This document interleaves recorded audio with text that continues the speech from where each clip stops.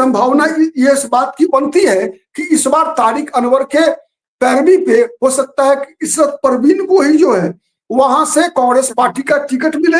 इसरतपुर विधानसभा seat पर भी ध्रुवीकरण धार्मिक ध्रुवीकरण ही होता है, जातिगत ध्रुवीकरण कम होता है। भारतीय जनता पार्टी में भी निशा सिंह को बदलने की चर्चा हो रही है। अब पर जो भी उम्मीदवार होगा या तो अति पिछड़ी जाति का होगा भारतीय जनता पार्टी का, या फिर वो कुशवाहा जाति से होगा। आपको पता है कि नमस्कार, मैं हूं अर्पिता और आप देख रहे हैं पियो भारत। आज हम बात करेंगे प्राणपुर विधानसभा सीट की। बिहार की ये विधानसभा सीट कटिहार जिले में पड़ती है। अब इस सीट का समीकरण क्या है? मौजूदा जो विधायक हैं वो बीजेपी से है, लेकिन 2025 में बीजेपी यहां से किसको टिकट देगी? जो मौजूदा विधायक है निशा सिंह, उनको टिकट देगी या नहीं देगी? और मुकाबले में कौन होगा दावेदार? हमारे साथ प्रदीप झा सर जुड़े हुए हैं, राजनीतिक विश्लेषक है। सर, आपका बहुत बहुत स्वागत है। बहुत बहुत धन्यवाद अर्पिता आपका, और दर्शकों का भी बहुत बहुत स्वागत है। सर, इस सीट पर क्या तस्वीर अभी आप देख पा रहे हैं? चुनाव को ऐसा काफी समय है अभी, लेकिन अभी तस्वीर क्या देख रहे हैं इस सीट पर?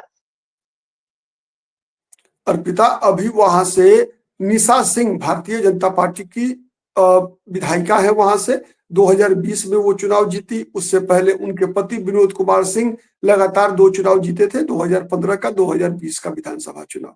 2015 में वो तब भी जीते थे जब जनता दल यू बीजेपी से अलग चुनाव लड़ रही थी, भारतीय जनता पार्टी अकेले चुनाव लड़ी थी। उसमें पर भी विनोद कुमार सिंह की वहां जीत हुई थी।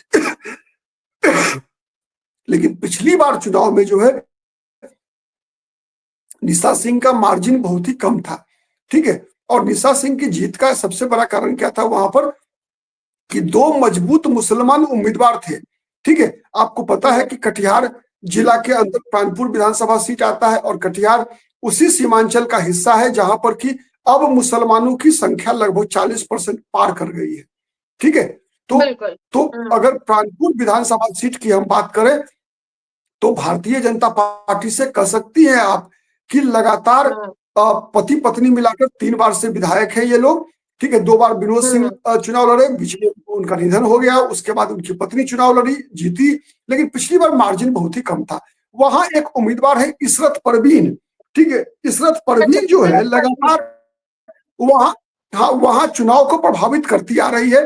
2020 के चुनाव में वो तीसरे नंबर पे रही थी, निर्दलीय चुनाव लड़ा था इशरत परवीन ने। 2015 में भी इशरत परवीन दूसरे नंबर पे रही थी, और वो एनसीपी से उम्मीदवार थी, नेशनलिस्ट कांग्रेस पार्टी से। आपको पता है कि उस समय में तारिक अनवर जो अभी कटिहार के सांसद है वो भी एनसीपी में थे, ठीक है। और इशरत परवीन एनसीपी तारिक अनवर के बहुत ही नजदीक है। तो इसीलिए संभावना ये इस बात की बनती है कि इस बार तारिक अनवर के पैरवी पे हो सकता है कि इशरत परवीन को ही जो है वहां से कांग्रेस पार्टी का टिकट मिले। इशरत परवीन जो है 2010 में भी लड़ी थी और दूसरे नंबर पे रही, 2015 में लड़ी, दूसरे नंबर पे रही।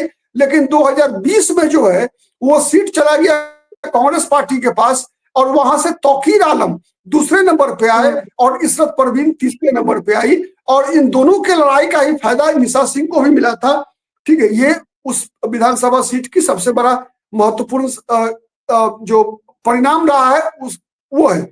लेकिन सवाल, सबसे महत्वपूर्ण सवाल यह है कि प्राणपुर विधानसभा सीट पर भी ध्रुवीकरण धार्मिक ध्रुवीकरण ही होता है, जातिगत ध्रुवीकरण कम होता है। दूसरा होता है उम्मीदवार का भी प्रभाव पड़ता है, ठीक है। तो अब देखना इस बार है कि वो सीट तौकीर आलम कांग्रेस के उम्मीदवार ही लड़ते हैं, या फिर वहां से कांग्रेस में तारिक अनवर की पैरवी से इशरत परवीन वहां उम्मीदवार होती है। तो ये उम्मीदवारी के बाद ही मालूम होगा कि वहां की परिस्थिति क्या रहने वाली है, नंबर 1। नंबर 2, एक और चीज है, भारतीय जनता पार्टी में भी निशा सिंह को बदलने की चर्चा हो रही है। अब देखिए कि भारतीय जनता पार्टी वहां से निशा सिंह का टिकट, जो कि मौजूदा विधायक है प्राणपुर की, उनका टिकट कट सकता है। ये अपने आप में प्रदीप जी बड़ी खबर है। हमने कई सीटों का जो है समीकरण खंगाला है और भावी उम्मीदवारों पर चर्चा की है, लेकिन ये एक महत्वपूर्ण सीट इसलिए बन जाती है क्योंकि बीजेपी यहाँ से निशा सिंह का टिकट काटने जा रही है, ऐसी चर्चाएं हैं। इसका मतलब ये है कि प्रदीप जी की यहाँ बीजेपी नए चेहरे की तलाश में होगी। किन नामों पर चर्चा हो रही है, क्या अभी तक कुछ खुलासा हुआ है? नहीं, अभी तक नाम की चर्चा नहीं है, लेकिन आप ये तय मानिए कि वहां पर जो भी उम्मीदवार होगा या तो अति पिछड़ी जाति का होगा भारतीय जनता पार्टी का, या फिर वो कुशवाहा जाति से होगा। आपको पता है कि निशा सिंह भी कुशवाहा जाति से है, विनोद सिंह उनके पति, ठीक है, तो भी 2 बार विधायक रहे, तो कुशवाहा जाति से, तो या तो कुशवाहा जाति का होगा या फिर कोई अति पिछड़ा धानुक जाति का उम्मीदवार वहां पर जो है होने की संभावना है। क्योंकि हिंदुओं में देखेंगे आप तो धानुक जाति की संख्या वहां पर अच्छी संख्या है उनकी, तो ये संभावना इस बार दिख रहा है कि वहां पर किसी धानुक जाति के उम्मीदवार को जो है चुनाव लड़ाने की बात हो रही है। धानुक जाति से बीजेपी का नया कैंडिडेट प्राणपुर विधानसभा सीट से हो सकता है, ये चर्चाएं चल रही हैं। और ऐसे में ये सीट बड़ी दिलचस्प हो गई है क्योंकि यहाँ से निशा सिंह का टिकट करने की चर्चाएं तेज हो गई है। प्रदीप जी, जो आप बता रहे हैं समीकरण, धानुक से नया कैंडिडेट बीजेपी लाने की तैयारी में, क्या लगता है बीजेपी को, क्या लगता है कि धानुक लाने से चुनाव जीतने की संभावना बढ़ जाएगी? और जो निशा सिंह 2000 जी प्रदीप जी।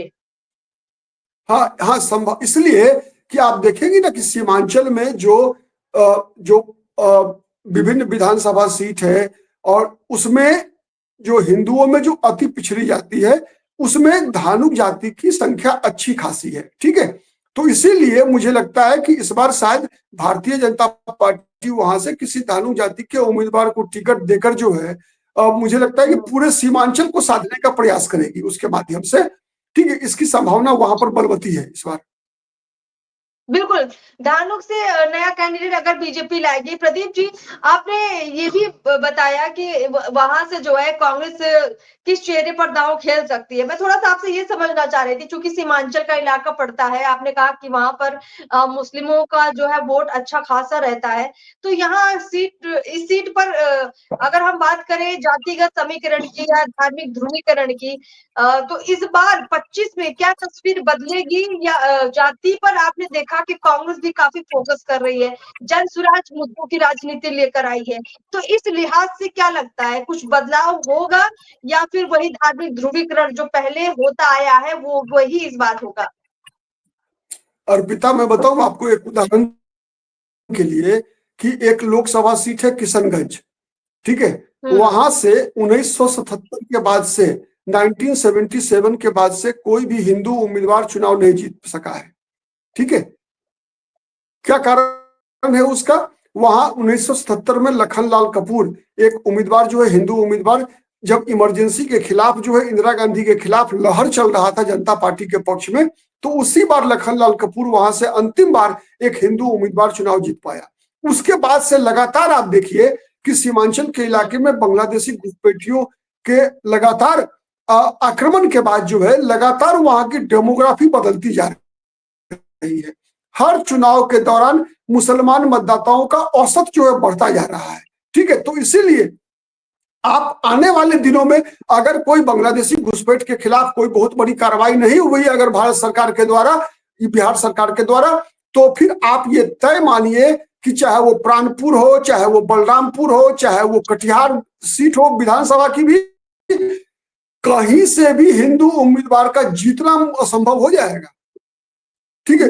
हर दिन वहां का डेमोग्राफी बदलता जा रहा है, ठीक है। और ये बदलने का साजिश के पीछे कई ताकतें लगी हुई है, ठीक है। इसीलिए इनका मुकाबला आपने देखा ना कि अभी कुछ दिन पहले प्रदीप सिंह जो अररिया के सांसद हैं, उनका बयान किस प्रकार से आया था? उनका बयान क्या आया था कि यहां पर हम हिंदू पहले हैं, बाद में हमारी जाति है, ठीक है। तो अगर बटोगे तो कटोगे, वहां पर स्पष्ट रूप से भी कहा उन्होंने कि हम अगर बटेंगे तो एक भी सीट नहीं जीत पाएंगे। तो यही स्थिति है, पूरे सीमांचल की वही स्थिति है, ठीक है। जहां जहां हिंदुओं के वोट में बंटवारा होगा वहां वहां कोई ना कोई मुसलमान उम्मीदवार ही जीतेगा। ठीक है प्रदीप जी, आपने प्राणपुर का जो है समीकरण समझाया है और हमें देखना होगा कि अब जो नए चेहरे पर चर्चा हो रही है उसमें बीजेपी किसको फाइनल करती है और फिर इस सीट पर चर्चा करेंगे। सीट पर जीत का जो है समीकरण क्या हो सकता है और साथ ही साथ ग्राउंड रिपोर्ट क्या कहती है। प्रदीप जी बहुत-बहुत शुक्रिया हमारे साथ जुड़ने के इस खास बातचीत के बहुत लिए। बहुत बहुत-बहुत धन्यवाद। धन्यवाद।